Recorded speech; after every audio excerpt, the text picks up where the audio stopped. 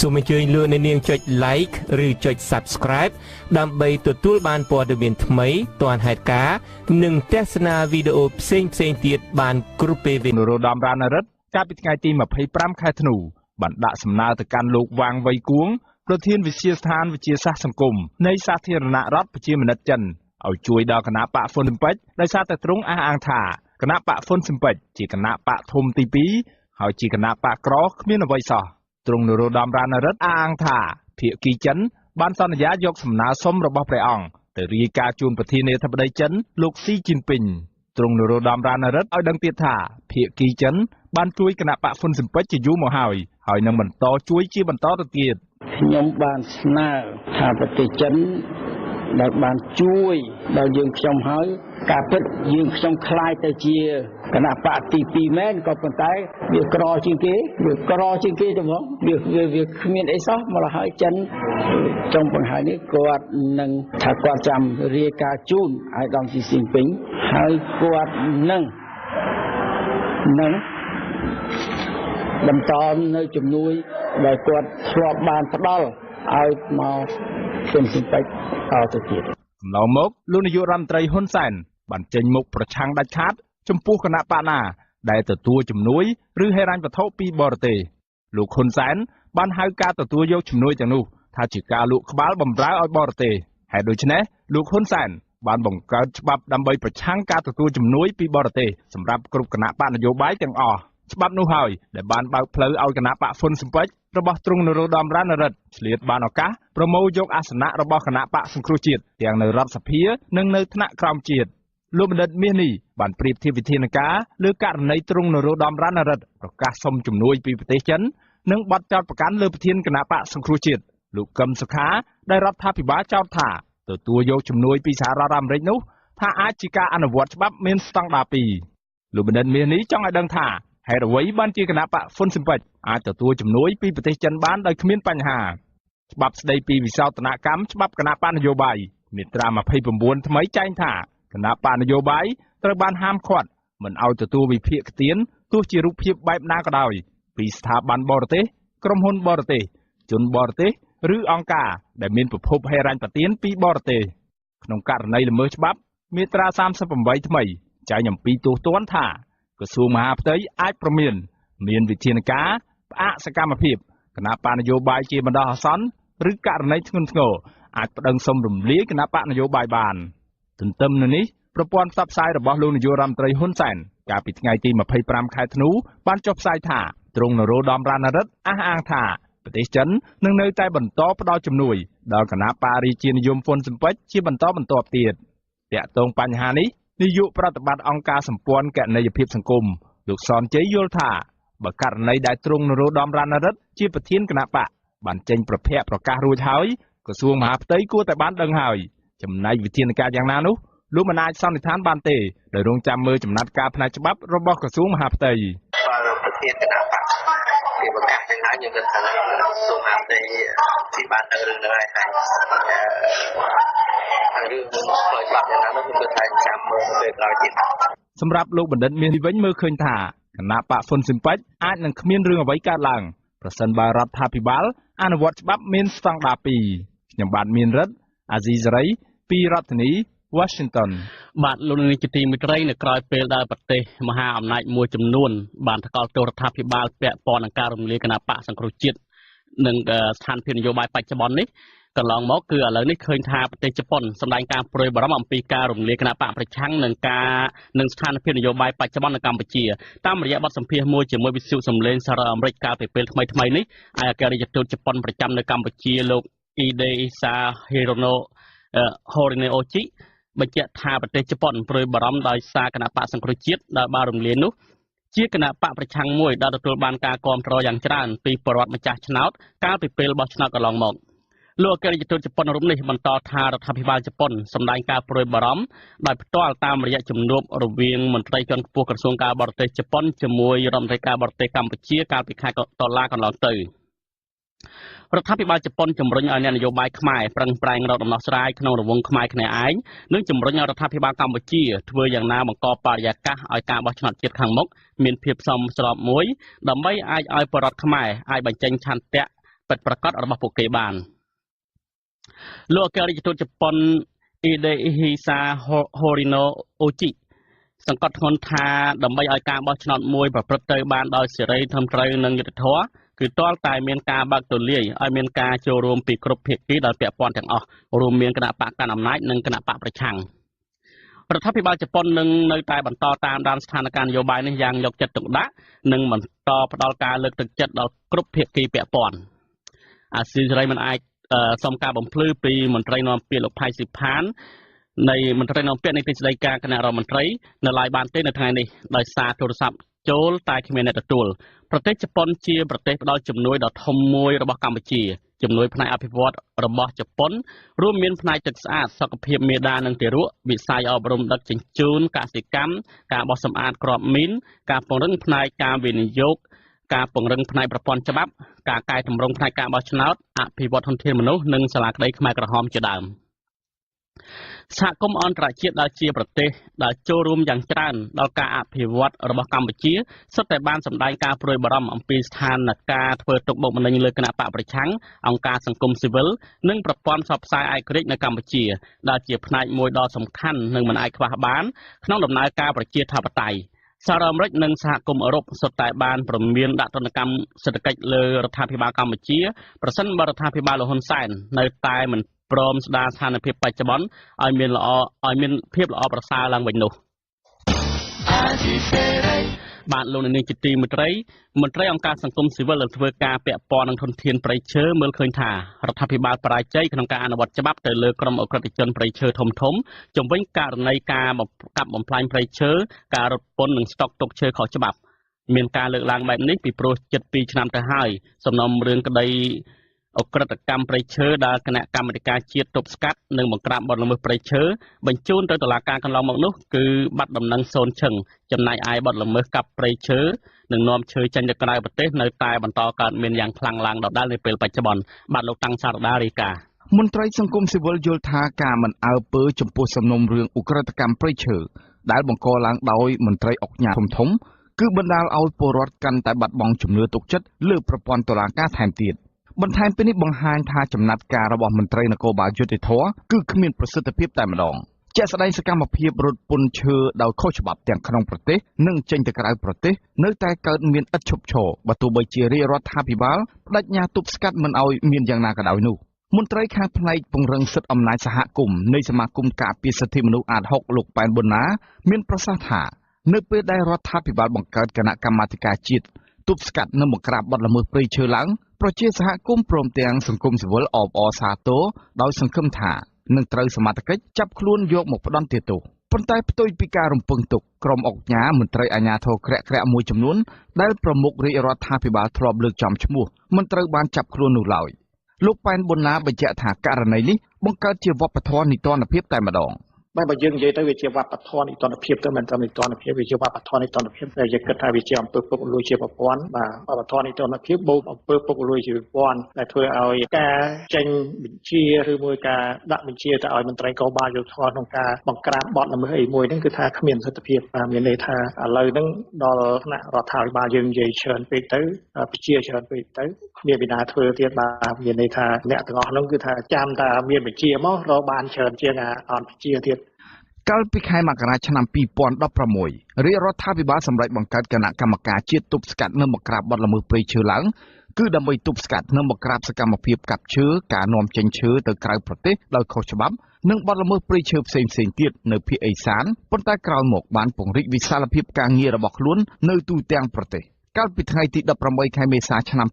2016គណៈកម្មាធិការជាតិមួយនេះបានបញ្ជូនរបាយការណ៍របស់ខ្លួនទៅលោកនាយករដ្ឋមន្ត្រីហ៊ុនសែនដោយបញ្ជាក់ថាចាប់បានឈើខុសច្បាប់ជាង 70000 ម៉ែត្រគីបនិងប្តឹងឈ្មោះរកស៊ីចំនួន57ករណីទៅតុលាការលោកហ៊ុនសែនក៏ធ្លាប់បានលើកចំឈ្មោះអុកញ៉ា2នាក់ដែលគេដឹងថាសកម្មក្នុងមុខរបរជួញដូរឈើប្រណិតក្នុងទឹកដីភូមិភាគឦសាននៃប្រទេសកម្ពុជាទៅប្រទេសវៀតណាមគឺអុកញ៉ាលឹមប៊ុនណាហៅខ្នានិងអុកញ៉ាសឹងសំអល់ដែលគេដឹងថាកន្លងមកពួកគេជាដៃជើងរបស់អុកញ៉ាទ្រីភិបមិនតែប៉ុណ្ណោះក៏មានអុកញ៉ានិងមន្ត្រីនគរបាលយុត្តិធម៌ជាច្រើនផ្សេងទៀតដែលមានឈ្មោះក្នុងពាក្យបណ្ដឹងរបស់គណៈកម្មការមួយនេះប៉ុន្តែជិត2ឆ្នាំមកហើយ សំណុំរឿងក្តីទាំងនោះស្ងាត់បាត់សូន្យឈឹងរីឯបទល្មើសរត់ពន្ធឈើចេញទៅក្រៅប្រទេសក៏កាន់តែកើនឡើងហើយឈ្មោះអុកញ៉ាទាំងនោះគឺនៅតែមាននៅលើអត្ថបទកាសែតក្នុងស្រុកដដែលកន្លងមកអ្នកនាំពាក្យគណៈកម្មាធិការជាតិទប់ស្កាត់និងបង្ក្រាបបទល្មើសព្រៃឈើនិងជាអ្នកនាំពាក្យឲ្យកងរាជអាវុធហត្ថលើផ្ទៃប្រទេសផងលោកសេងហ៊ីតែងលើកឡើងអំពីកិច្ចខិតខំប្រឹងប្រែងរបស់ខ្លួននិងការបដិញ្ញាស្រាវជ្រាវរុករកអ្នកពាក់ព័ន្ធយកមកផ្ដន្ទាទោសតាមផ្លូវច្បាប់លោកថែមទាំងបញ្ជាក់រាល់សំណុំរឿងទាំងឡាយដែលខាងលោកប្រមូលបានគឺបញ្ជូនទៅតុលាការដើម្បីចាត់វិធានការបន្តយ៉ាងនេះក្តីស្ថាប័នតុលាការតាមបណ្ដាខេត្តមួយចំនួននៅភូមិភាគឦសានដែលវិទ្យុអាស៊ីសេរីតាក់ទងកន្លងមកសុទ្ធតែមិនអាចបញ្ជាក់បានទេជុំវិញដំណើរសំណុំរឿងក្តីទាំងនេះលោកប៉ែនប៊ុនណាអះអាងថាបទល្មើសព្រៃឈើនិងការរត់ពន្ធឈើដោយខុសច្បាប់ចេញទៅប្រទេសវៀតណាមគឺមិនអាចថយចុះឡើយប៉ុន្តែកើនឡើងទៅវិញហើយមិនយូរទេវាសនាព្រៃឈើជាពិសេសឈើធំៗនិងប្រភេទឈើប្រណិតនៅក្នុងប្រទេសកម្ពុជានឹងលែងមានតែម្ដងសិនជាយើងដល់ជារដ្ឋឲ្យគាត់លោកយល់ដឹងថាលោកក៏មានអំណាចខាងផ្លូវច្បាប់ក្នុងការដាក់បណ្ដឹងដែរអញ្ចឹងយើងធ្វើយុទ្ធនាការដាក់បណ្ដឹងឲ្យបានរាប់ពាន់ទៅពីព្រោះយើងឃើញបទល្មើសព្រៃឈើច្រើនណាស់ដែលមិនទាន់ផុតអាជ្ញាយុកាលអញ្ចឹងប្រជាពលរដ្ឋយើងរួមទាំងជាមួយនឹងអង្គការរដ្ឋាភិបាលអ្នកច្បាប់នេះគួរតែរួមគ្នាដាក់បណ្ដឹងឲ្យបានច្រើនដើម្បីដាក់ទម្ងន់ទៅស្ថាប័នតុលាការដើម្បីលោកចាត់វិធានការអញ្ចឹងណាបាទពីព្រោះនៅក្នុងផ្លូវច្បាប់មន្ត្រីនគរបាលយុត្តិធម៌ឬក៏អ្នករាជការសាធារណៈឬពលរដ្ឋទទួលអំណាចដល់ការបោះឆ្នោតដែលលោកដឹងថាមានបទល្មើសបាច់ឆាំរឿងកើតឡើងហើយលោកមិនដាក់បណ្ដឹងបរិហាគឺលោកត្រូវមានទោសជាប់ពន្ធនាគារពី1ឆ្នាំទៅ3ឆ្នាំកាលពីថ្ងៃទី28ខែឧសភាឆ្នាំ2017អង្គការទីភ្នាក់ងារស៊ើបអង្កេតបរិស្ថានអន្តរជាតិដែលហៅកាត់ថា EIA បានផ្សាយរបាយការណ៍ជនល្មើសមុខដដែលហើយក្រុមអ្នកស៊ើបអង្កេតបានរកឃើញថាឈើប្រមូលបាន 30,000 ម៉ែត្រគីបត្រូវបានអាជ្ញាធរវៀតណាមនាំចូលពីប្រទេសកម្ពុជាដែលគេកាប់ពីតំបន់ព្រៃអភិរក្សកម្ពុជាចន្លោះពីខែវិច្ឆិកាឆ្នាំ2016ដល់ខែមិនិនាឆ្នាំ2017អង្គការដដែលនេះរកឃើញថាគ្រាន់តែពីខែមករាឆ្នាំ2016ដល់ត្រឹមខែមិនិនាឆ្នាំ2017មន្ត្រីគយវៀតណាមបានកត់ត្រាឯកសារពន្ធគយលើការនាំឈើនិងគ្រឿងធ្វើអំពីឈើចេញពីប្រទេសកម្ពុជាទៅកាន់ប្រទេសវៀតណាមមានទឹកប្រាក់រហូតដល់$300 លានសហរដ្ឋអាមេរិកទីភ្នាក់ងារមួយនេះក៏បានចោទមន្ត្រីអាជ្ញាធរនៅប្រទេសទាំងពីរថាបានយកលុយសំណូករាប់លាន$សហរដ្ឋអាមេរិកពីឈ្មួញឈើជាថ្នូរទៅនឹងការបើកផ្លូវឲ្យកាប់ឈើនិងជួញដូរឈើខុសច្បាប់ជាងនេះទៅទៀតអង្គការអន្តរជាតិមួយឈ្មោះ Forest Trend ដែលទទួលបានទិន្នន័យពីគយវៀតណាមស្ដីអំពីការនាំឈើចេញពីប្រទេសកម្ពុជាបង្ហាញថារយៈពេលឆមាសទី1ដើមឆ្នាំ2017ឈើដែលនាំចូលពីប្រទេសកម្ពុជាគឺមានចំនួនជាង300,000 ម៉ែត្រគូបនិងមានតម្លៃ$100 លានសហរដ្ឋអាមេរិកប៉ុន្តែរបាយការណ៍ទាំងនេះក្រសួងបរិស្ថានបានបដិសេធជានិច្ចលោកនាយករដ្ឋមន្ត្រីហ៊ុនសែនធ្លាប់បរាជ័យក្នុងការសច្ចាថានឹងកាត់កខ្លួនឯងចោលប្រសិនបើទប់ស្កាត់បទល្មើសព្រៃឈើមិនបានប៉ុន្តែបទល្មើសព្រៃឈើនៅតែកើតមានដដែលកាលពីខែសីហាក្នុងវេទិកាជាតិលើកទី2ស្ដីពីកិច្ចការពារនិងអភិរក្សធនធានធម្មជាតិលោកហ៊ុនសែនលើកឡើងថាការកាប់បំផ្លាញព្រៃឈើណាមួយគឺមិនខុសពីកាប់ក្បាលរបស់លោកនោះឡើយហើយលោកស្អប់បំផុតអ្នកដែលកាប់បំផ្លាញព្រៃឈើទាំងនោះទៀតផងលោកអះអាងថារាល់កិច្ចប្រជុំគណៈបកម្ដងលោកតែងរំលឹកដល់មន្ត្រីរបស់ខ្លួនមិនត្រូវអត់ឱនចំពោះជនណាដែលប្រព្រឹត្តអំពើអនាធិបតេយ្យទាំងនេះបានឡើយបើទោះបីជាអ្នកនោះមានឋានៈអ្វីក៏ដោយអ្នកសម្របសម្រួលលេខាធិការដ្ឋានបណ្ដាញការពារព្រៃឡង់លោកសេងសុកហេងក៏សម្គាល់ថាវិធានការរបស់រាជរដ្ឋាភិបាលជុំវិញការទប់ស្កាត់បទល្មើសព្រៃឈើគឺមិនបានយូរអង្វែងនោះទេហើយក៏មិនមានប្រសិទ្ធភាពនោះដែរចំណែកវិធានការផ្លូវច្បាប់វិញគឺមានប្រសិទ្ធភាពចំពោះតែក្រុមជនល្មើសតូចតាចប្រជាពលរដ្ឋទុនខ្សោយគ្មានខ្នងនិងគ្មានបកពួកធំតែប៉ុណ្ណោះទៅវិញបើយើងបែរមកលើមតិមហាជនជាពិសេសប្រជាពលរដ្ឋទូទៅយើងឃើញថាពួកគាត់ថាដូចជាអស់ជំនឿទៅលើការចាត់វិធានការផ្លូវច្បាប់ពួកក្រុមអក្រិតកម្មទាំងអស់នោះមួយវិញទៀតអ្វីដែលយើងគិតថាវាលំបាកគឺទំនងជាអ្នកដែលរួចស៊ីឈើនឹងគឺគាត់ទៅចាប់បណ្ដាញពួកអ្នកមន្ត្រីមានអំណាចរួមទាំងអុកញ៉ាអីជាដើមដែលយើងមើលឃើញថានេះជាហេតុផលមួយដែលធ្វើឲ្យពើពុករលួយមួយកើតឡើងតាមរយៈការប្រើអំណាចអន្តរាគមន៍ពីថ្នាក់កម្ពុជារួមទាំងការផ្ដល់ឱកាសមានការប្រព្រឹត្តអំពើពុករលួយពីការធ្វើអាជីវកម្មឈើខុសច្បាប់នេះអ្នកសម្របសម្រួលបណ្ដាញការពារព្រៃឡង់រូបនេះមើលឃើញថាការបដិញ្ញាចិត្តរបស់រាជរដ្ឋាភិបាលចំពោះការទប់ស្កាត់បទល្មើសព្រៃឈើគឺបរាជ័យហើយនឹងឈានទៅរកភាពបរាជ័យកាន់តែធ្ងន់ធ្ងរថែមទៀតប្រសិនបើរដ្ឋាភិបាលមិនព្រមចាត់វិធានការផ្លូវច្បាប់ទៅលើក្រុមអ្នកមានអំណាចនិងអុកញ៉ាធំដែលពាក់ព័ន្ធទៅនឹងការរកស៊ីឈើខុសច្បាប់ទេនោះការចាប់ខ្លួនអ ுக ្រិតជនព្រៃឈើធំទាំងនោះយកមកផ្ដន្ទាទោសគឺជាគំរូដ៏ល្អក្នុងការអនុវត្តច្បាប់និងអាចបន្ថយការបំផ្លិចបំផ្លាញព្រៃឈើបន្តទៀត ខ្ញុំតាំងសារ៉ាដាអាស៊ីសេរីពីរដ្ឋធានី Washington លោកនាងជាទីមេត្រីងាកទៅរបរនេសាទនៅតាមបឹងទន្លេសាបវិញគឺប្រធានរដ្ឋបាលជលផលលោកអេងជាសានឲ្យដឹងថាក្នុងរយៈពេល30នាទីមានដាយក្នុងឡូនេសាទត្រីខ្លះនៅទន្លេសាបអាចប្រមូលផលបានពី2ទៅ4តោនបើទោះជាមានភ្លៀងជាបន្តក៏ដោយលោកបានសរសេរនៅក្នុង Facebook របស់លោកទៀតថាកន្លងដាយត្រីជួរលេខ12និងលេខ13ទទួលបានទិន្នផលត្រីពី1តោនទៅ1តោនកន្លះក្នុងរយៈពេល30នាទីឯកន្លងដាយត្រីលេខ15វិញអាចទទួលបានពី2តោនទៅ4តោនក្នុងរយៈពេលកន្លះម៉ោងដូចគ្នាលោកអេងជាសានឲ្យដឹងទៀតថាទិន្នផលត្រីនៅរដូវបើកនេសាទទឹកសាបឆ្នាំ2017នេះទទួលបានជាង530,000តោនលោកបន្តថាការប្រមូលផលនេសាទទឹកសាបឆ្នាំនេះមានចំនួនកើនឡើងដោយសារតែស្ថានភាពទឹកឡើងខ្ពស់ជាងឆ្នាំមុនហើយទឹកទន្លេឆ្នាំនេះឆាប់ឡើងនិងនៅបានយូរប្រហែលជា4ខែដែលធ្វើឲ្យបរិមាណត្រីមានការកើនឡើងនិងទំហំក៏ធំជាងឆ្នាំមុនរួមនឹងអំណោយផលភ្លៀងធ្លាក់ទៀងទាត់ល្អថែមទៀតផងរដ្ឋបាលជលផលបានអំពាវនាវឲ្យពលរដ្ឋដែលមានបំណងធ្វើប្រហុកផ្អកត្រីឆ្អើរសម្រាប់ហូបប្រចាំឆ្នាំឲ្យត្រៀមខ្លួនទៅទិញត្រីនៅបណ្ដាកន្លងដាយត្រីតាមដងទន្លេសាបក្នុងភូមិសាស្ត្ររាជធានីភ្នំពេញនិងខេត្តកណ្ដាលពីព្រោះត្រីចាប់ផ្ដើមត្រីខ្លាំងចាប់ពីថ្ងៃទី22ដល់ថ្ងៃទី27ធ្នូនិងម្ដងទៀតនៅចន្លោះថ្ងៃទី21ដល់ថ្ងៃទី26មករាឆ្នាំ2018ខាងមុខបាទលោកនាងជាទីមេត្រីលោកនាងទៅបានស្ដាប់ព័ត៌មានប្រចាំថ្ងៃរបស់វិទ្យុអាស៊ីសេរីផ្សាយចេញពីរដ្ឋធានី Washington សហរដ្ឋអាមេរិកសូមលោកនាងរងចាំស្ដាប់នីតិវេទិកាអ្នកស្ដាប់អាស៊ីសេរីនាពេលបន្តិចទៀតនេះ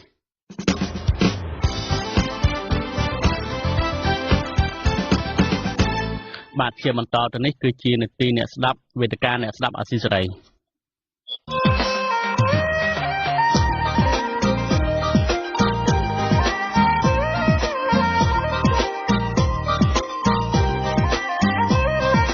វេទិកាអ្នកស្ដាប់វិទ្យុអាស៊ីសេរី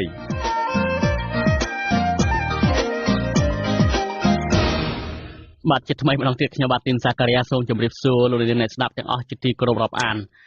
នីតិវេទិកាអ្នកស្ដាប់អាស៊ីសេរីនៅពេលនេះយើងនឹងជជែកថាតើរដ្ឋាភិបាលប្រើប្រាស់ច្បាប់សម្រាប់ពង្រឹងនីតិរដ្ឋឬក៏ពង្រឹងអំណាចរបស់ខ្លួនហើយវាគ្មិនចូលរួមនៅក្នុងកម្មវិធីនេះយើងមានពីររូបមានលោកបណ្ឌិតឡាវម៉ុងហៃដែលជាអ្នកវិភាគនយោបាយហើយនិងលោកបណ្ឌិតមាសនេះដែលជាអ្នកខ្លាំមើលផ្នែកអភិវឌ្ឍសង្គមនិងនយោបាយបាទសូមជម្រាបសួរលោកវិក្កាមទាំងពីរបាទហៅឡូជម្រាបសួរបាទបាទ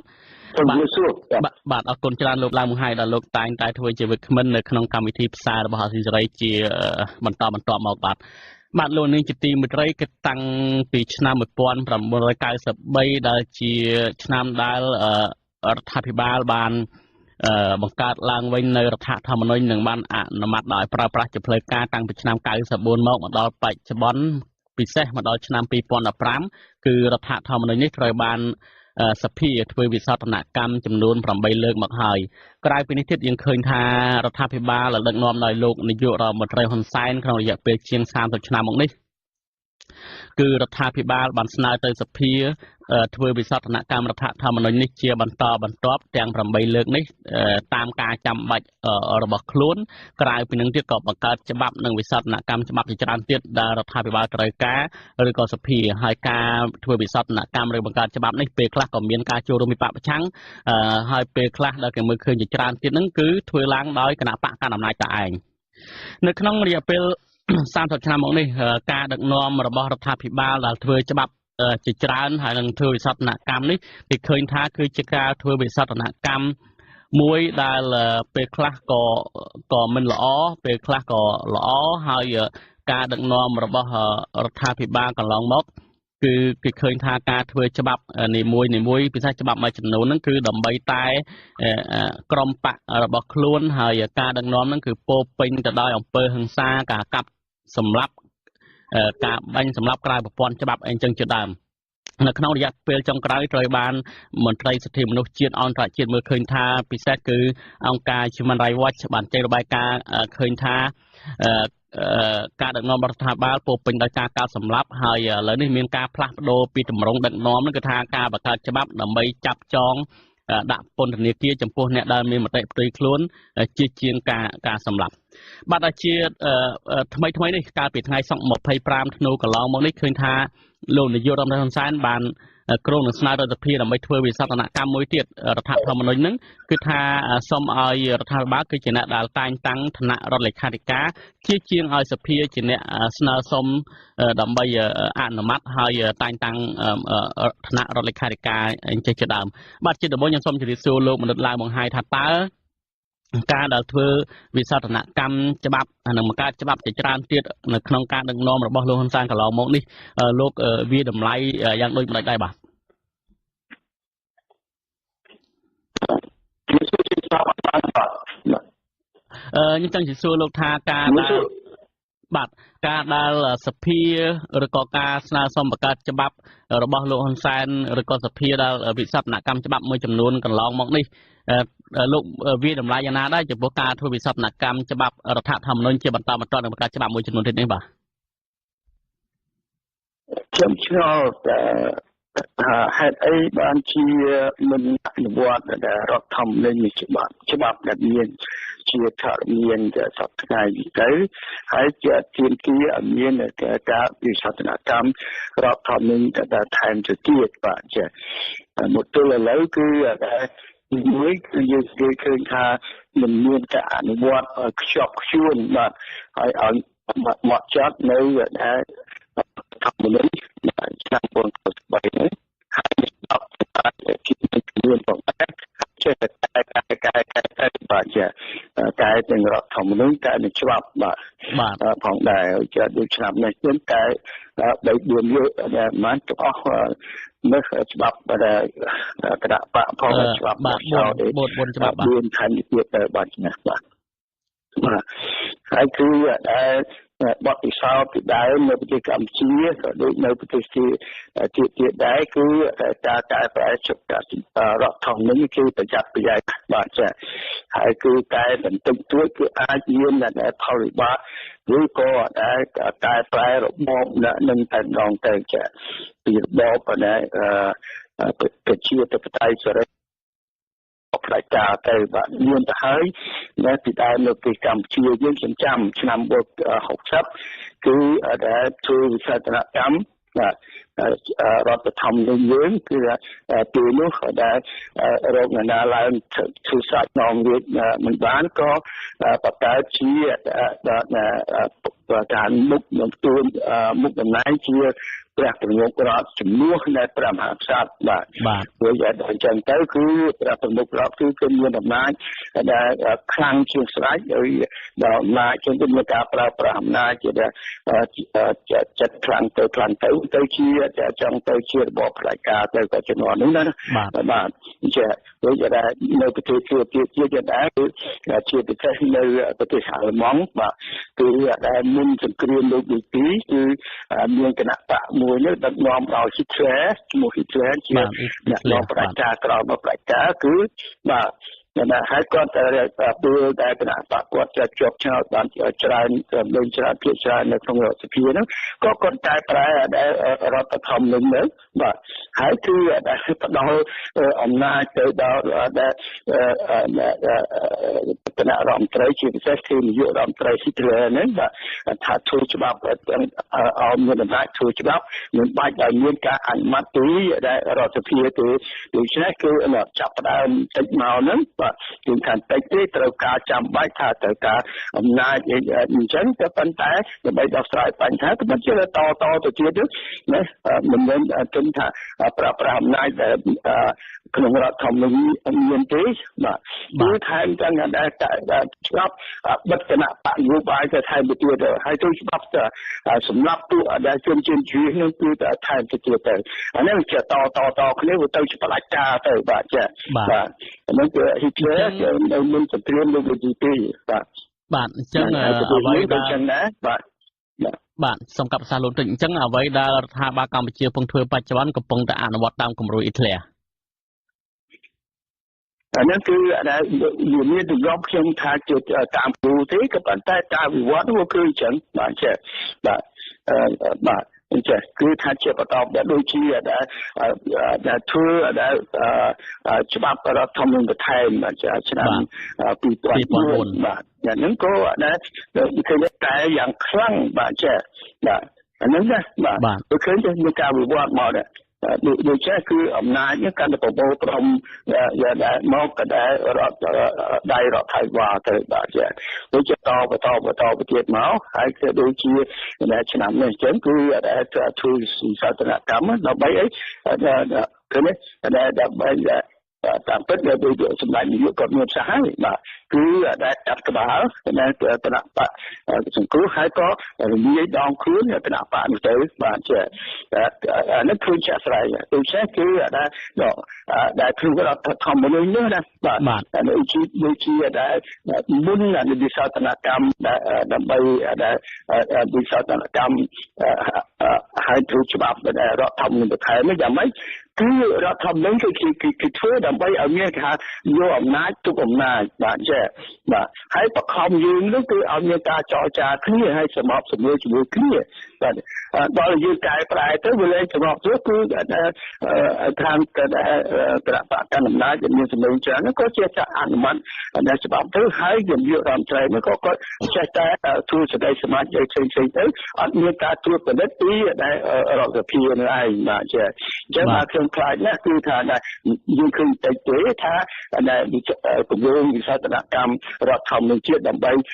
យនាយករដ្ឋមន្ត្រីមានអំណាចដែលចាត់តាំងរដ្ឋាភិបាលមិនបាច់ឲ្យរដ្ឋសភានឹងអនុម័តទេបាទអានេះវាអាចជាជំនាញមួយទៀតបាទអានេះគឺដល់អញ្ចឹងទៅគឺនាយករដ្ឋមន្ត្រីមានអំណាចកាន់តែខ្លាំងទៅវាទៅជាអាចទៅជាផ្ដាច់ការទៅបាទចា៎បាទអញ្ចឹងដោយលោកមានប្រសាសន៍បាទអញ្ចឹងគឺថារដ្ឋាភិបាលកម្ពុជាកំពុងតែធ្វើដំណើរប្រជាធិបតេយ្យនៅពេលបច្ចុប្បន្នឆ្ពោះទៅផ្ដាច់ការដោយលោកបានលើកពីប្រវត្តិអ៊ីតាលីនៅអាល្លឺម៉ង់ហើយលើកពីការធ្វើវិសោធនកម្មរដ្ឋធម្មនុញ្ញនិងច្បាប់មួយចំនួនទៀតនៅកម្ពុជាពិសេសយើងមើលពីធម្មនុញ្ញបន្ថែមនៅឆ្នាំ2004នៅកាលនោះគឺជាពេលវេលាមួយដែលមានចំនួននយោបាយខ្លាំងក្លារវាងគណៈបកប្រជាជនកម្ពុជានិងគណៈបកហ្វ៊ុនស៊ុនពេជ្របន្ទាប់ពីគណៈបកទាំងពីរនេះត្រូវគ្នាវិញគឺអ្នកវិភាគនយោបាយជាច្រើនលើកឡើងថាដោយសារតែលោកហ៊ុនសែនមិនទុកចិត្តលើសមាជិកសភារបស់ខ្លួនបោះឆ្នោតឲ្យលោកជាខ្លាចជានាយករដ្ឋមន្ត្រីនិងរៀបចំកញ្ចប់គណៈរដ្ឋមន្ត្រីលោកក៏ស្នើឲ្យមានវិសោធនកម្ម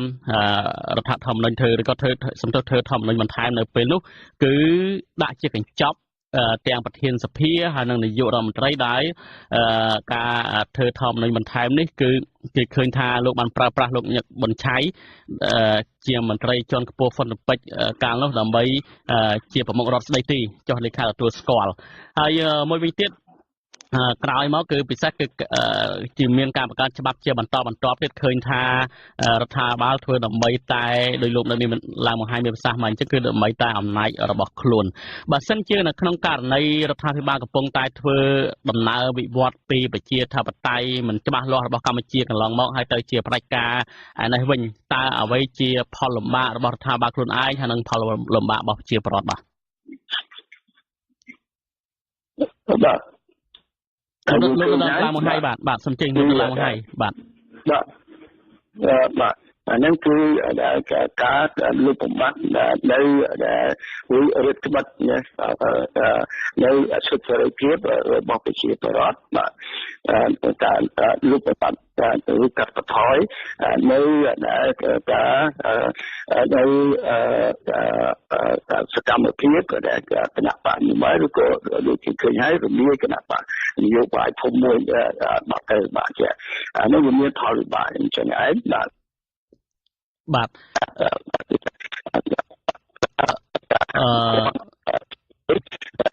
ទូរស័ព្ទរបស់លោកនៅឡើងមកហើយមិនច្បាស់សោះសូមអរគុណច្រើនលោកបានលោកអាចដើរទៅកន្លែងដែលមានសេវាបា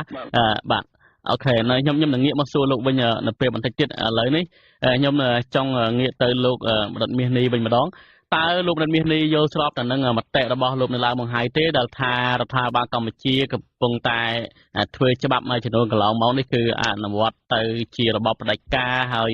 ទោះបីជាមិនយកអេធ្លាជាគំរូក៏ដោយក៏ប៉ុន្តែដំណើរវិវត្តហ្នឹងមកទៅជាដូច្នោះដែរហើយតើលោករដ្ឋមាសនេះយល់ឃើញចឹងទេបាទខ្ញុំមិនទាន់ហ៊ានថាដល់ទៅក្បែរអ៊ីក្លែក៏មិនថាទេតាមខ្ញុំចាំដូចជានៅក្នុងឆ្នាំជាងមុនមានមន្ត្រីជាន់ខ្ពស់ខ្មែរម្នាក់ក៏បាននិយាយថា គាត់កំពុងតែប្រើវិទ្យាសាស្ត្រដល់វិធីសាស្ត្រយុទ្ធសាស្ត្រអ៊ីស្រាអែលយកមកប្រើក្នុងការដឹកនាំឬក៏សម្រាប់ដំណោះស្រាយនៅកម្ពុជាហ្នឹងបាទខ្ញុំមិនចាំណាសម្រាប់ខ្ញុំមិនបច្ចេកឈ្មោះប៉ុន្តែមិនthấyជាន់ខ្ពស់រដ្ឋាភិបាលក៏បាននិយាយអញ្ចឹងណាអាហ្នឹងបាននិយាយអញ្ចឹងមែនអញ្ចឹងក៏ដែរគាត់ថាគាត់កំពុងតែយកយុទ្ធសាស្ត្ររបស់អ៊ីស្រាអែលយកមកប្រើនៅក្នុងស្រុកយើងណាបាទសម្រាប់ការធ្វើវិសោធនកម្មនៅក្នុងប្រទេសមួយសម្រាប់រដ្ឋធម្មនុញ្ញប្រទេសណាក៏ពលានជាធ្វើដែរបើតាំងចាំដូចជានៅអូស្ត្រាលីក៏តែការធ្វើវិសោធនកម្មដើម្បីចេញពីក្រោមនៅក្រោមការគ្រប់គ្រងរបស់ស្ដេចអង់គ្លេសខ្ញុំគិតថារហូតដល់30ឆ្នាំជាងហើយប្រទេសអូស្ត្រាលីគេនៅតែអត់ទាន់បានធ្វើទៅកើតហើយមួយទៀតការសុំបំបីខ្លួននៅក្នុងប្រទេសកាណាដាដែលវាអ្នកនិយាយភាសាបារាំងហើយនិងអង់គ្លេសនេះវាឃើញថាច្រើនឆ្នាំហើយក៏នៅតែគេធ្វើអត់ចេញ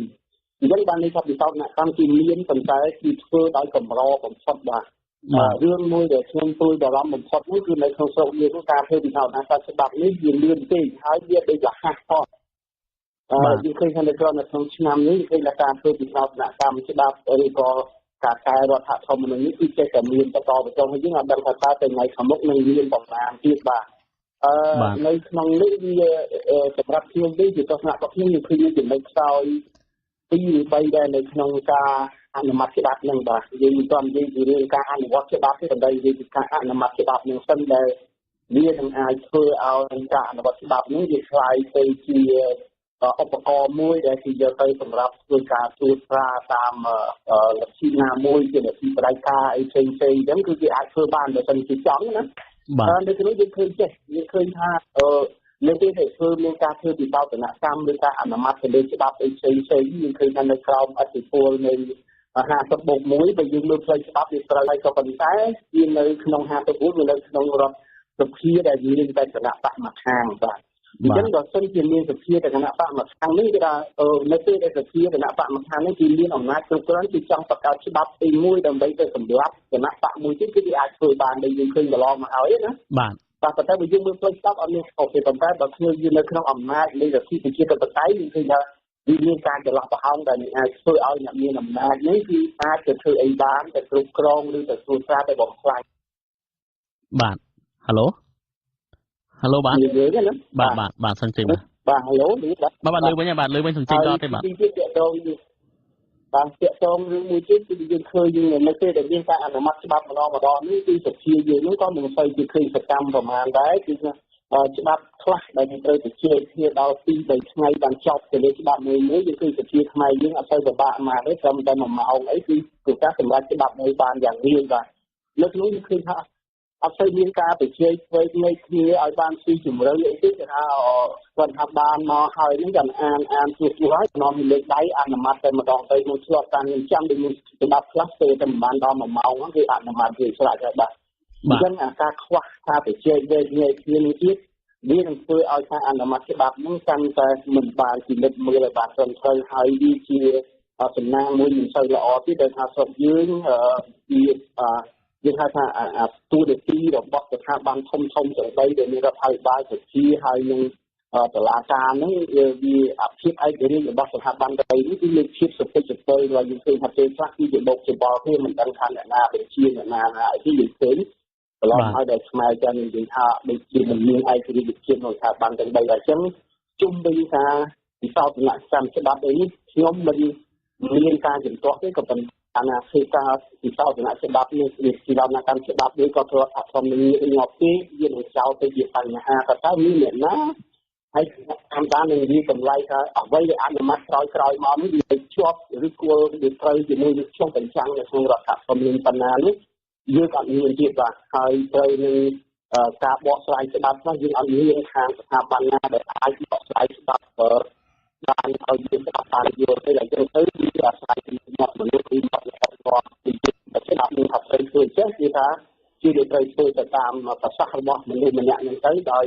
មិនមានស្ថាប័នឯករាជ្យណាមួយដែលអាចមកពយល់ខែទៀតឬក៏ធ្វើការកាត់ក្តីថានេះអានេះបកស្រាយចេះដល់សមអីយើងអត់មានទេបាទចឹងហើយបានជាចេះតែមានជាតិនៃស្តង់ដារ2ណាដែលយើងឃើញស្តង់ដារ2នៅក្នុងប្រព័ន្ធយុត្តិធម៌របស់យើងមកដល់ពេលនេះបាទ បាទអរគុណលោកមាននេះដោយលោកមានប្រសាសន៍មកអញ្ចឹងថាប្រទេសមួយចំនួនទៀតនឹងពិសេសនៅអូស្ត្រាលីនៅកាណាដាអីអញ្ចឹងក៏គេព្យាយាមចង់ធ្វើវិសោធនកម្មដែរប៉ុន្តែធ្វើទៅមិនបានគឺប្រើប្រាស់រយៈពេលយូរហើយបើយើងមើលគោលបំណងការធ្វើវិសោធនកម្មរដ្ឋធម្មនុញ្ញរបស់គេគឺចង់រំដោះខ្លួនចេញពីស្ដេចអង់គ្លេសចេញពីការប្រើប្រាស់ភាសាបារាំងនៅអង់គ្លេសអីអញ្ចឹងជាដើមប៉ុន្តែសម្រាប់នៅកម្ពុជាវិញអ្វីដែលជាបញ្ហាសំខាន់ដោយលោកបានសង្កត់មិញគឺថាគ្មានស្ថាប័នណាមួយឯករាជ្យដើម្បីបកស្រាយអំពីការធ្វើវិសោធនកម្មនឹងវាចំណេញស្អីវាខាតស្អីហើយវាត្រឹមត្រូវដែរឬទេទោះបីជាយើងមើលនៅក្នុងក្រមរក្សាធម្មនុញ្ញដែលជាស្ថាប័នកម្ពុជាដោះស្រាយបណ្ដឹងចុងក្រោយក៏ដោយបកប្រឆាំងកន្លងមកក៏ធ្លាប់ដឹងទៅក្រមរក្សាធម្មនុញ្ញដើម្បីឲ្យបកស្រាយទៅលើការធ្វើច្បាប់ថ្មីឬក៏វិសោធនកម្មនឹងដែរក៏ប៉ុន្តែចង់បញ្ចប់វាមិនមានដំណោះស្រាយទេគឺយោងទៅអ្វីដែលសភាបានសម្រេច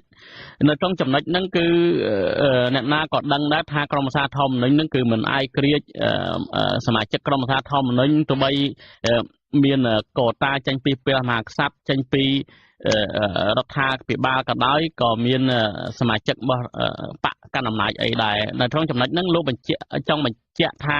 ក្រមសារធម្មនុញ្ញគឺជាស្ថាប័នមួយដែលមិនបានការមែនទេបាទបើយើងប្រៀបធៀបរវាង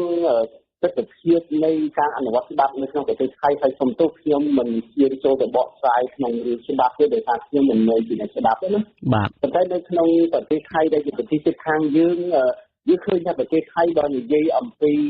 ការធ្វើរដ្ឋប្រហារប្រទេសថៃមានច្រើនណាស់សម្រាប់ក្នុងរយៈពេល100ឆ្នាំចុងក្រោយនេះគឺមានស្ទើរតែ10ឆ្នាំម្ដងចង់ឲ្យនិយាយពីរដ្ឋប្រហារក៏ប៉ុន្តែប្រទេសគេអត់មានការបែកបាក់គ្នាអីជាធំដុំហើយក៏មិនមានប៉ះពាល់ទៅដល់សេដ្ឋកិច្ចពីប្រទេសគេនេះសេដ្ឋកិច្ចរបស់គេគឺទៅលៀនទៅជារ៉ាបជាហ្មងដែរដោយសារអីដោយសារតែប្រទេសគេទីមួយគឺមានស្ថាប័នរដ្ឋធម្មនុញ្ញរបស់គេរឹងមាំហើយមហាក្សត្រក៏បានបំពេញតួនាទីព្រះមហាក្សត្រថៃក៏បានបំពេញតួនាទីរបស់ព្រះអង្គនឹងត្រឹមត្រូវទៅតាមស្អីបានចែងក្នុងរដ្ឋធម្មនុញ្ញដែរប៉ុន្តែនៅស្រុកយើង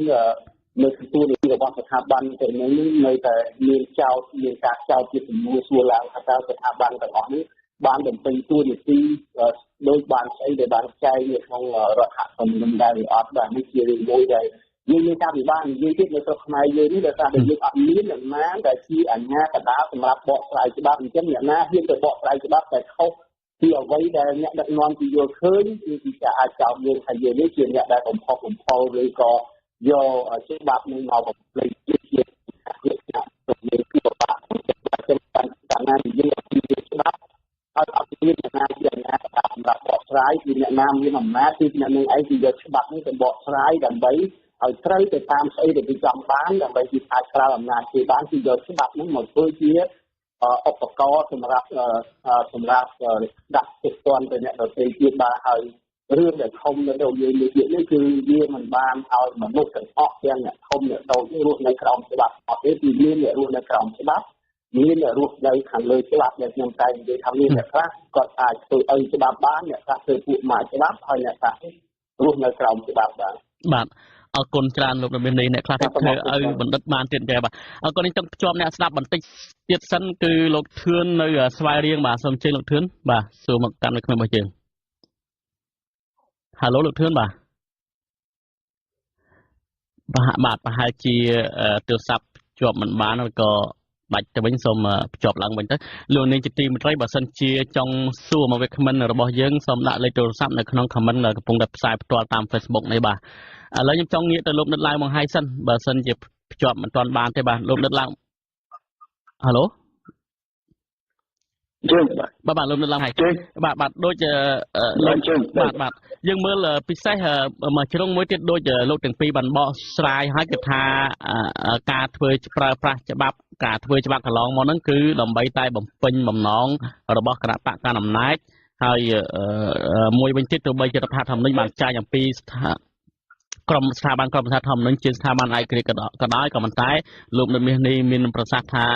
គ្មានស្ថាប័នណាមួយដែលអាចរំពឹងបានទេទៅលើការបកស្រាយដ៏ឯករាជ្យនោះហើយមើលអំពីការអនុវត្តច្បាប់វិញមិនយើងពីការប្រើប្រាស់ការអនុវត្តវិញតើលោកមើលឃើញការអនុវត្តនៅពេលបច្ចុប្បន្នយ៉ាងម៉េចទៅវិញបាទ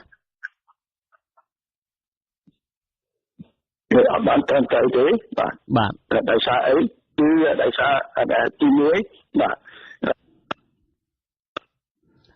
បាទលោកដិតទូរស័ព្ទរបស់លោកដិតអត់ឮទេបាទនៅពិបាកបាទបាទលោកដិតមាននេះចំពោះការអនុវត្តខ្ញុំនឹងងាកទៅលោកដិតឡើងមកហើយវិញដោយសារទូរស័ព្ទអត់សូវច្បាស់បាទលោកដិតមាននេះបាទតើលោកមើលឃើញមិនចំពោះការអនុវត្តបាទសម្រាប់ការអនុវត្តច្បាប់នៅក្នុងយើងនេះអានេះមិនមែនជាគ្រាន់ជាការពិសេសរបស់ខ្ញុំម្នាក់ឯងណាបើយើងបាទពីប្រទេសពលរដ្ឋទីទៅក៏មានការពំឯងមានតែទីខំតែពីខ្មែរយើងច្រើនណាស់ហើយច្បាប់លើកលែងតែការពិសោធន៍ដំណាក់កម្មច្បាប់អីថ្មីទេដែលគាត់មិនទាន់យល់ទៀតប៉ុន្តែបើយើងមើលច្បាប់ទាំងអស់ដែលបង្កើតមានគឺគ្រប់គ្រាន់សម្រាប់អនុវត្តហើយក៏តែបញ្ហាទីសំខាន់មួយគឺបទបាត់ទាំងអស់គឺអត់បានធ្វើដោយសមត្ថភាពហើយនឹងយើងថាយើងមកខននេះគឺចង់និយាយថាយើងមានតែស្តង់ដារ2នេះណាស្តង់ដារ2នេះគឺបានលើកកម្រិតស្តង់ដារមួយយ៉ាងនោះគឺសម្រាប់អ្នកដែលមានអំណាចអានេះគឺគេធ្វើការសម្រាប់ចិត្តអីទៅលើផ្លូវច្បាប់តាមបែបមួយផ្សេងទៅសម្រាប់អ្នកដែលអត់មានអំណាចអ្នកធ្វើខ្សោយណាគេសម្រាប់ទៅមួយផ្សេងទៅអានោះសម្រាប់សង្គមតែសម្រាប់នយោបាយវិញក៏យើងឃើញចឹងដែរគឺថាស្តង់ដារនេះបើសិនជារឿងនេះវាកើតឡើងសម្រាប់បកណាមួយដែលមានអំណាចខ្លាំងជាងគេគឺបន្ទាន់នេះក៏យើងឃើញអត់សូវមានធ្ងន់ហើយមានកន្លែងខ្លះគឺស្ទើរតែមិនមានទុកទៅផងដែលយើងពលរដ្ឋទូទៅយើងឃើញអានឹងឯងគួរតែជាប់10ឆ្នាំទៅ15ឆ្នាំប៉ុន្តែទីក្រុងអត់គឺជាប់តែជាងដែរមិនបានជាប់ផងឬមួយក៏តាមរយចាប់នោះមានលក្ខណៈករណីខ្លះនោះមានរហូតដល់បានសម្រាប់គេជាសម្រាប់គេទៀតតែមកដល់ឥឡូវនេះតាមយើងដឹងដូចនៅរតែមិនទាន់ឃើញទេប៉ុន្តែមនុស្សនេះយើងដឹងថានៅអត់នៅឆ្ងាយទេនៅក្នុងស្រុកនៅដើរពីឃើញដូចគ្នាប៉ុន្តែខាងនេះច្បាប់គឺថាគេរកមិនឃើញបាទនេះជារឿងមួយដែលខ្ញុំនិយាយថាស្តង់ដារទីក៏ប៉ុន្តែបើសិនជាចំគណៈបកមួយទៀតដែលជាមិនមែនជាគណៈបកដែលមានអំណាចនឹងវិញបាទហៅឡូបាទមកអាការអនុវត្តច្បាប់នៅស្តង់ដារ2នេះគឺវាពិបាកនឹងបច្ច័យពីផ្នែកមហាជនដែលគេឃើញណាគឺបីជារដ្ឋាភិបាលឬក៏តុលាការគាត់អានថាគាត់មិនមានស្តង់ដារ2តែសម្រាប់យើងអ្នកមើលពីក្រៅទៅវាឃើញ2ចឹងតែគ្នាយ៉ាងមកបាទអរគុណលោកនុតមាននេះអ្នកបាទដូចជាលោកបានសង្កត់ធ្ងន់ថាការអនុវត្តនឹងមានស្តង់ដារ2ឬថាជាប់អ្នកខលលើបានណាអ្នកស្ដាប់បានបាទលោកនៅឡើងមកឲ្យភ្ជាប់វិញបានតែតើស្តង់ដារ2ដែរយើងឃើញអំពីឥឡូវរឿងនយោបាយនិងសង្គមនៅក្នុងប្រវត្តិសាស្ត្ររបស់កម្ពុជាមេធាវីបកប្រឆាំងគឺគេបានចារថាគេជាមេធាវីដែលចាញ់ក្តីរហូតហើយមេធាវីរបស់ក្រមរងគ្រោះដីធ្លីអ្នកអត់លុយអ្នកក្រជាមេធាវីមួយដែលចាញ់ក្តីអ្នកមានលុយនិងអ្នកមានអំណាចរហូតនៅក្នុងប្រវត្តិសាស្ត្រកម្ពុជាបើសិនជាការដឹកនាំនៅក្នុងប្រទេសដែលមានការអនុវត្តច្បាប់បែបនេះតើវានឹងមានអីកើតឡើងនៅពេលខាងមុខលោកនៅឡើងមកហើយតើនឹងមានចលនាសង្គមមួយអីឬបំរាស់ទេបើយើងមើលនៅក្នុងរបបខ្មែរក្រហមទោះបីជារបបមួយកាប់សម្លាប់យ៉ាងណាក៏ដោយក៏មានតំបន់ខ្លះក៏មានការឬបំរាស់ដែរបាទលោកនៅឡើងមកហើយបាទសូមជើញហៅឡូបាទលោកនៅឡើងមកហើយបាទលឺទេបាទទូរស័ព្ទថ្ងៃនេះអត់មែនតើសូមអភ័យទោសអ្នកស្ដាប់ផងបាទលោកនៅមាននេះតើលោកលឺទេបាទឥឡូវនេះបាទបើសិនជាដោយលោកមានប្រសាសន៍មិនអញ្ចឹងគឺការអនុវត្តច្បាប់មានស្តង់ដារ2បែបនេះតើនឹងមានការរើបំរាស់ពីមហាជនពីប្រជាជនទេបើយើងមើលក្នុងរបបខ្មែរក្រហមទោះបីជារបបមួយដែលកាប់សម្លាប់គៀបសង្កត់យ៉ាងណាក៏ដោយក៏មានតំបន់ខ្លះរើបំរាស់ក្នុងចិត្តស្លាប់ដែរតើបញ្ហាកម្ពុជាបច្ចុប្បន្នយ៉ាងម៉េចទៅវិញបាទសម្រាប់យើងនៅក្នុងសង្គមខ្ញុំមិននិយាយរឿងនៅក្នុងស្រុកខ្មែរយើងណាប៉ុន្តែសម្រាប់សង្គមដទៃទៀតក្នុងកាលដែលកាលណាប្រព័ន្ធយុត្តិធម៌នឹងមិនបានផ្ដល់នៅយុត្តិធម៌គ្រប់គ្រាន់សម្រាប់សង្គមជាតិសម្រាប់ពលរដ្ឋទូទៅវាមានជំរើសពីរបើតែឃើញកើតមានឡើងដូចជាក្នុងប្រទេសមួយចំនួនដែលមានការបះបោរការតវ៉ាប្រឆាំងអីហ្នឹងអានេះវាជារឿងមួយយ៉ាងទៅណាដែលសប្តាហ៍នេះរដ្ឋាភិបាលក៏តែងតែលើកយកពាក្យបដិវត្តពណ៌មកនិយាយដែរណាហើយបដិវត្តពណ៌នេះវាច្រើនតែកើតឡើងនៅក្នុងប្រទេសដែលអំពើអយុត្តិធម៌គ្រប់គ្រងវាអត់បានដល់គ្រប់គ្រងអត់បានវាធ្វើឲ្យពលរដ្ឋមិនសប្បាយចិត្តអញ្ចឹងការកម្មរបស់រដ្ឋាភិបាលគណៈប្រដឹងថាពលរដ្ឋជាច្រើនមិនសប្បាយចិត្តហើយគឺគាត់មានការព្រួយបារម្ភ បានយកពាក្យបដិបត្តិពណ៌មកប្រើអានេះសម្រាប់សង្គមដល់នៅប្រទេសដទៃទៀតហើយច្រកមួយទៀតដែរបើសិនជាប្រទេសនឹងឈានទៅរកការបោះឆ្នោតដោយសេរីនិងយុត្តិធម៌នេះគឺពលរដ្ឋប្រទេសខ្លះគាត់មិនមាត់មិននិយាយទេប៉ុន្តែគាត់ដឹងថាអ្នកណាធ្វើខុសអ្នកណាធ្វើត្រូវអ្នកណាសអ្នកណាខ្មៅគាត់ដឹងដល់ថ្ងៃបោះឆ្នោតគឺគាត់បោះទម្លាក់ចោលចឹងទៅហើយដែលធ្វើឲ្យមាននៅក្នុងប្រទេសខ្លះដែលរដ្ឋាភិបាលខ្លះនេះស្ទើរតែមិនជឿខ្លួនឯងបាត់បង់ការគ្រប់គ្រងថាភ្លុកទឹកភ្លុកដីណាយើងអត់ទៅបានចិត្តពីរឿងនេះដោយសារអីពលរដ្ឋគាត់មិនមាត់នោះប៉ុន្តែក៏មិនមែនបានន័យថាគាត់ល្ងងគាត់មិនដឹងទេគាត់មិនដឹងខុសមិនដឹងត្រូវទេអញ្ចឹងអាប៉ុណ្ណឹងដែលជារឿងការពិបាកបើសិនជាចេញមកជាបដិវត្តពណ៌អានឹងស្រួលបង្ក្រាបទេប៉ុន្តែបើសិនជាចេញមកជារបៀបពលរដ្ឋគាត់យល់ដឹងប៉ុន្តែគាត់ខ្ជិលនិយាយខ្ជិលរវល់ប្រការនិយាយទៅគាត់គេវាយគាត់គេធ្វើបាបគាត់គេសម្លុតគាត់គេគំរាមបើចឹងក៏ខ្ជិលនិយាយទៅចាំដល់ថ្ងៃបោះឆ្នោតគឺតាមស្លឹកឆ្នោតនេះតើទៅបោះទម្លាក់ចោលតែម្ដងអានេះជាគ្រោះថ្នាក់សម្រាប់ប្រទេសភាពរបស់រដ្ឋាភិបាលក្នុងប្រទេសនីមួយៗដែរបាទដោយលោកដិតមាននេះវាប្រសាសន៍អញ្ចឹងគឺថាលើឧទាហរណ៍ប្រទេសខ្លះប្រចាំប្រកាន់វិបត្តិវត្តពណ៌អីអញ្ចឹងមករដ្ឋាភិបាលកម្ពុជាសប្តាហ៍ថ្ងៃនេះក៏តែងតែចាប់ប្រកាន់នៅលើក្រមដីធ្លីក្រមបពប្រឆាំងឬក្រមដែលមានមតិផ្ទៃខ្លួនហ្នឹងគឺជាក្រមចង់ធ្វើបដិវត្តពណ៌ហើយបិទសិទ្ធិសេរីភាពទាំងអស់មិនឲ្យមានការជួបជុំធ្វើបាតកម្មអីអញ្ចឹងជាដើមតកតងចំណុចដ៏សំខាន់គឺលោកមានប្រសាសន៍ថាបើសិនជានៅតែគៀនសង្កត់អញ្ចឹងថ្ងៃសម្រាប់ជោគវាសនារបស់ប្រទេសជាតិនឹងការរើសមេដឹកនាំគឺជាជនទោះបីជាស្ងៀមស្ងាត់ក៏ដោយគឺក៏គាត់មានការយល់ដឹងច្រើនហើយសម្រាប់នៅជោគវាសនារើសមេដឹកនាំនៅថ្ងៃបោះឆ្នោតលោកនៅឡើងមកហើយចំណុចទាំងអស់ហ្នឹងបើសិនជារដ្ឋាភិបាលភ្ជាប់មិនទាន់បានទេបាទលោកនៅនេះបើសិនជាក្នុងករណីនឹងដែរហេតុអីរដ្ឋាភិបាលផ្លាស់ប្ដូរពីការដឹកនាំដែលលោកនៅឡើងមកហើយថាកំពុងតែធ្វើដំណើរឈ្មោះទៅផ្ដាច់ការហ្នឹងទៅឲ្យមានប្រជាធិបតេយ្យសេរីព្រោះឯប្រជាជនឥឡូវក៏មានការយល់ដឹងច្រើនទៅហើយហេតុអីមិនធ្វើល្អយកចិត្តប្រជាពលរដ្ឋដូចមានចែងនៅក្នុងរដ្ឋធម្មនុញ្ញដែលថារដ្ឋាភិបាលជាប្រទេសដែលបំរើដល់ប្រជាពលរដ្ឋអ្នកដែលជាប់ឆ្នាំហើយហេតុអីមិនធ្វើល្អទៅវិញបាទហេតុអីចាំធ្វើអញ្ចឹងទីមួយសំខាន់រដ្ឋាភិបាលក្នុងប្រទេសជាមួយដែលមានបញ្ហានេះគឺត្រូវដឹងខ្លួនឯងឲ្យច្បាស់ថាពលរដ្ឋរបស់ខ្លួនឯងជំនួសពីមុនទេអានេះជារឿងសំខាន់ដែលយើងត្រូវដឹងដំបូងកុំឲ្យគិតថាពលរដ្ឋអញនេះគឺមនុស្សល្ងងដូចទៅពីដើមនេះអញ្ចឹងអញចង់ធ្វើអីក៏បានដែរគេមិនយល់គេមិនដឹងអីនោះអានេះគឺជារឿងមួយដែលចាប់ផ្ដើមដំបូងផុតគឺត្រូវរដ្ឋាភិបាលត្រូវយល់អំពីការវិវត្តការលូតលាស់របស់ពលរដ្ឋខ្លួនឯងផងហើយជំរឿនវាអាចមានពីរក្នុងស្ថានភាពដែលពលរដ្ឋនឹងមានការផ្លាស់ប្ដូរមានការយល់ដឹងច្រើនជំរឿនទី1បើសិនជាយើងចង់ប្រឈមជាមួយការយល់ដឹងតាមរយៈការគៀបសង្កត់នោះអានេះវាមានតែធ្វើដំណើរទៅរកកន្លែងផ្លាកាទេអានេះវាចប់រឿងអត់មានអីដែលអញបានស្របប្រកបដោយកូរ៉េខាងជើងទេអានេះយើងធ្វើបានប៉ុន្តែមួយទៀតបើសិនជាយើងចង់នៅតែមានបំណងចង់ដើរទៅរកការបោះឆ្នោតដោយសេរីនិងយុត្តិធម៌តាមលទ្ធិប្រជាធិបតេយ្យដូចចែងនៅក្នុងរដ្ឋធម្មនុញ្ញនោះគឺរដ្ឋាភិបាលត្រូវតែផ្លាស់ប្ដូរវិធីសាស្ត្រក្នុងការដឹកនាំពលរដ្ឋខ្លួនដឹកនាំប្រទេសខ្លួនដើម្បីឆ្លើយតបទៅនឹងការយល់ដឹងទៅដល់ចរិតដល់ការយល់ឃើញរបស់មនុស្សសម័យថ្មីហ្នឹងអាហ្នឹងបានយើងអាច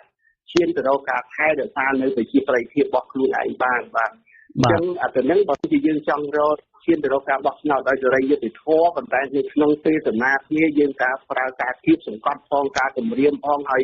ការបង្កើតច្បាប់ផ្សេងដើម្បីត្រួតត្រានៅសេរីភាពនោះអាហ្នឹងវាមិនបានឈានទៅដល់ការបានប្រជាប្រិយភាពមកវិញទេហើយ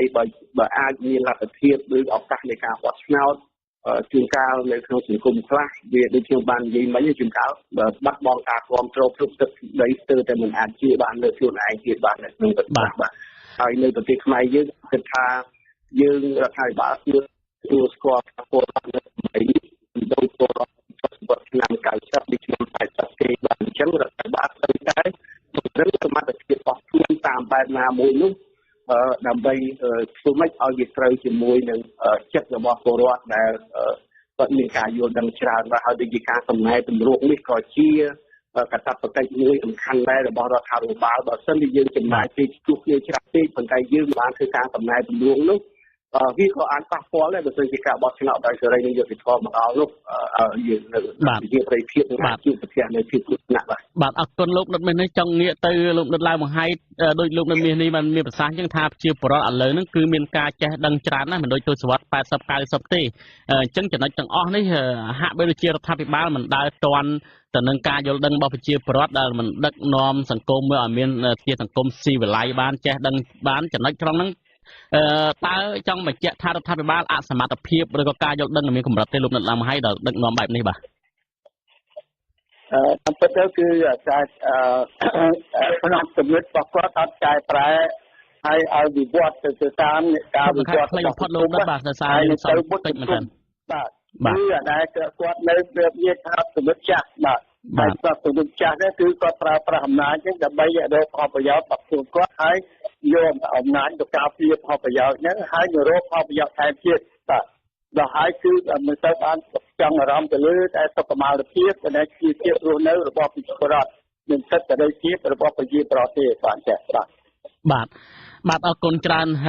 លោកមនិតទាំងពីរខ្ញុំសោកស្ដាយលោកនៅឡើងបង្ហាញដោយសារទូរស័ព្ទរអាក់រអួលលោកមិនមានឱកាសបកស្រាយច្រើនលើប្រធានបទនេះហើយពិសេសសូមអរគុណអ្នកស្ដាប់ទាំងអស់គ្នាដែលព្យាយាមតែមកខាងយើងមិនច្រើនជាប់ទូរស័ព្ទប៉ុន្តែយើងបញ្ហាបច្ចេកទេសមិនអាចភ្ជាប់ទូរស័ព្ទរលូនទៅបានហើយលោកនាងមិនមានឱកាសសួរមកវិក្កាមិនយើងទាំងពីរទេខ្ញុំជាថ្មីមកទៀតសូមអរគុណលោកវិក្កាមិនទាំងពីរនិងអ្នកស្ដាប់ទាំងអស់ខ្ញុំបាទទីនសាការីយ៉ានិងសហការីសូមអរគុណនិងសូមជម្រាបលា